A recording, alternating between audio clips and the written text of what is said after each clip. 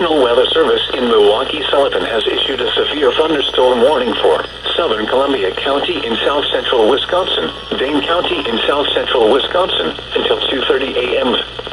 At 1:37 a.m., a severe thunderstorm was located over Lake Wisconsin, moving east at 55 miles an hour. Hazard, 60 miles an hour wind gusts. Source, radar indicated. Impact, expects damage to roofs, siding, and trees. Locations impacted include Madison, Sun Prairie, Fitchburg, Middleton, Stoughton, Waunakee, Verona, Oregon, McFarland, Monona, Mount Horeb, Windsor, Edgerton, Columbus, Prairie du Sac, Marshall, Sauk City, Lake Wisconsin, DeForest, and Cottage Grove. For your protection, move to an interior room on the lowest floor of a building.